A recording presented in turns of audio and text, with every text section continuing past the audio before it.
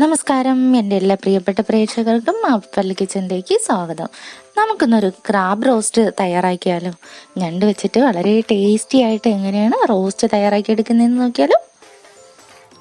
ഞണ്ട് വെച്ചിട്ട് റോസ്റ്റ് തയ്യാറാക്കി എടുക്കുവാനായിട്ട് ഞാനിവിടെ കുറച്ച് ഞണ്ടാണ് വൃത്തിയാക്കി എടുത്തിരിക്കുന്നത്. ഇത് കുറച്ച് മീഡിയം സൈസിലെ ഞണ്ടാണ്, വലിയ ഞണ്ടൊന്നും അല്ല കേട്ടോ.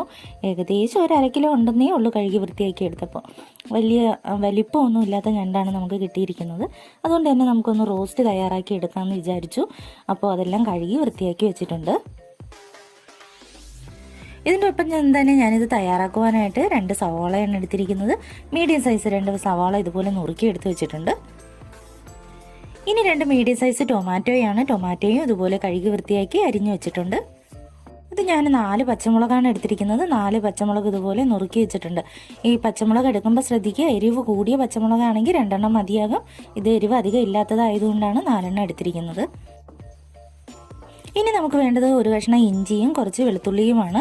ഞാൻ 1 കഷ്ണം ഇഞ്ചി എടുത്ത് നുറുക്കി അതുപോലെ എടുത്ത് വെച്ചിട്ടുണ്ട്. ഒപ്പം തന്നെ ഒരു 5-6 അല്ലി വെളുത്തുള്ളിയും ചെറുതായിട്ട് നുറുക്കി വെച്ചിട്ടുണ്ട്. ഇനി നമുക്കൊരു ചട്ടി അടുപ്പത്തേക്ക് വെക്കാം.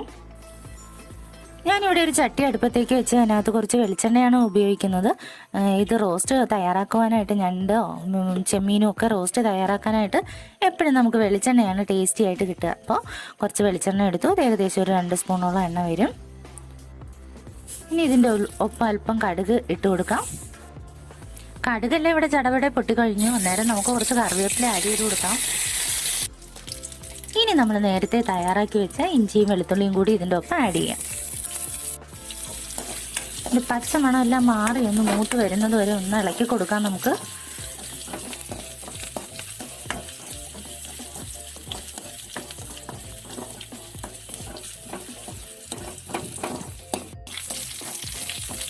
നമ്മുടെ ഇഞ്ചിയുടെയും വെളുത്തുള്ളിയുടെയും ഒക്കെ പച്ചമണം ഇവിടെ ഏകദേശം മാറി വന്നിട്ടുണ്ട്. ഈ ഒരു ടൈമിൽ നമ്മൾ നേരത്തെ തയ്യാറാക്കി വെച്ച സവോള ഇതിൻ്റെ ഒപ്പം ആഡ് ചെയ്ത് കൊടുക്കാം.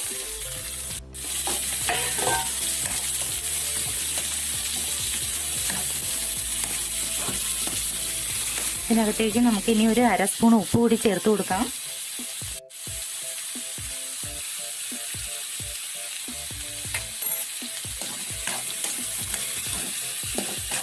എന്നിട്ട് നന്നായിട്ട് ഇളക്കി യോജിപ്പിക്കാം. ഈ ഒരു മീഡിയം സൈസിൽ വെച്ചിട്ട് നന്നായിട്ട് സവോള വഴറ്റി എടുക്കേണ്ടതുണ്ട്. അപ്പം നന്നായിട്ട് ഇളക്കി കൊടുക്കുക. ചെറിയ തീയിൽ വെച്ച് നന്നായിട്ട് വഴറ്റിയെടുക്കാം. ഒപ്പം തന്നെ ഒന്ന് പറഞ്ഞോട്ടെ, എൻ്റെ ചാനൽ ആദ്യമായിട്ട് കാണുന്നവർ പ്ലീസ് ഒന്ന് സബ്സ്ക്രൈബ് ചെയ്ത് സപ്പോർട്ട് ചെയ്യുക. കൂടെ തന്നെ നിങ്ങൾ ആ ചെറിയ ബെൽ ബട്ടൺ അമർത്തി ഓൾ എനേബിൾ ചെയ്യാൻ മറക്കരുത്. ഒപ്പം വീഡിയോ ഇഷ്ടമായാൽ ലൈക്ക് ചെയ്യാനും എല്ലാവർക്കും വേണ്ടി ഷെയർ ചെയ്ത് കൊടുക്കാനും ഓർക്കുക. നല്ല നല്ല കമൻസിലൂടെ നിങ്ങളുടെ അഭിപ്രായങ്ങളൊക്കെ ഞങ്ങളെ അറിയിക്കാൻ മറന്നു പോകരുത്. സവാള നന്നായിട്ട് നമുക്ക് വഴറ്റിയെടുക്കാം. ഈ ഒരു പാകത്തിന് സവാള ഒന്ന് വാടി വരുമ്പോഴേക്കും നമുക്ക് നേരത്തെ റെഡിയാക്കി വെച്ച പച്ചമുളകും കൂടി ഇതിൻ്റെ ഒപ്പം ചേർത്ത് കൊടുക്കാം. എന്നിട്ട് നന്നായിട്ടൊന്ന് വഴറ്റിയെടുക്കാം.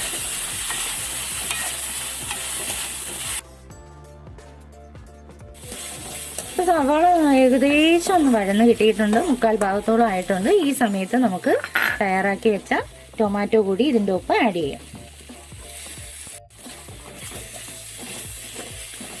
ടൊമാറ്റോയും സവാളയും നന്നായിട്ട് വഴന്ന് ടൊമാറ്റോയൊക്കെ അതിൻ്റെ ഒപ്പം അലിഞ്ഞു ചേരുന്ന ഒരു പാകത്തിന് വീണ്ടും നമുക്കിത് വഴറ്റിയെടുക്കാം. നമ്മുടെ ടൊമാറ്റോയുടെയും സവാളയുടെയും ഒക്കെ കൂട്ട് ഏകദേശം നന്നായിട്ട് തന്നെ വഴന്ന് വന്നിട്ടുണ്ട്. ഇനി നമുക്കിതിനകത്തേക്ക് കുറച്ച് പൊടികളൊക്കെ ചേർത്ത് കൊടുക്കാം. ഇതിൻ്റെ ഉള്ളിലേക്ക് ഒരു ചെറിയ സ്പൂൺ മഞ്ഞൾപ്പൊടിയാണ് ഞാൻ ചേർത്ത് കൊടുക്കുന്നത്. ഇനി നമുക്ക് 1 സ്പൂൺ മുളക് പൊടി ചേർത്ത് കൊടുക്കാം. 1 സ്പൂൺ മല്ലിപ്പൊടിയും കൂടി ചേർത്ത് കൊടുക്കാം. ഒരു ഇച്ചിരിയും കൂടെ വേണമെങ്കിൽ ചേർക്കാം കേട്ടോ.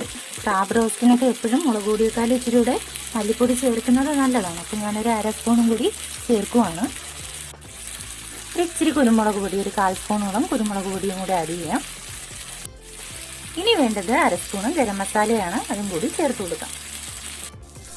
ഇത് നമുക്ക് നന്നായിട്ടൊന്ന് മിക്സ് ചെയ്തെടുക്കാം. ഈ പൊടികളുടെയൊക്കെ പച്ച മണം മാറുന്നത് വരെ ഒന്ന് നന്നായിട്ട് മിക്സ് ചെയ്യാം.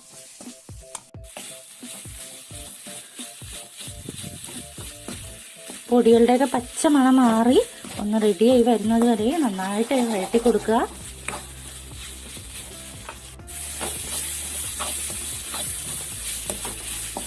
നമ്മുടെ മസാല എല്ലാം ഇവിടെ മൂത്ത് റെഡിയായി വന്നിട്ടുണ്ട്. ഇതിനകത്തേക്ക് നമുക്ക് 1/2 കപ്പ് വെള്ളം കൂടി ചേർത്ത് കൊടുക്കാം.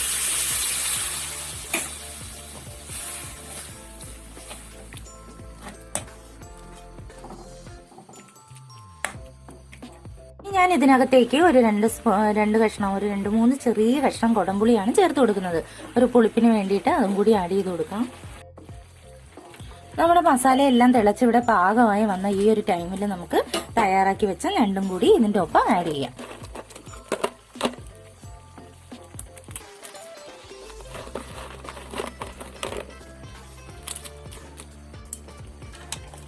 എല്ലാം ഇതിനകത്തേക്ക് ആഡ് ചെയ്തതിന് ശേഷം നമുക്ക് മസാല എല്ലാം ഒന്ന് ഈ ഞണ്ടിൽ പിടിക്കുന്ന പാകത്തിനൊന്ന് ഇളക്കി യോജിപ്പിച്ച് മൂടി വെച്ച് ഒരു 10 മിനിറ്റ് വേവിക്കാം.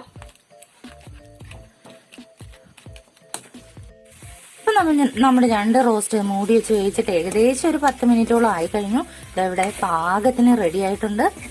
നല്ല യമ്മിയായ ടേസ്റ്റിയായ ഞണ്ട് റോസ്റ്റ് ഇവിടെ റെഡിയാണ്. ഇനി നമുക്കിതൊരു സെർവിങ് ഡിഷിലേക്ക് മാറ്റാം.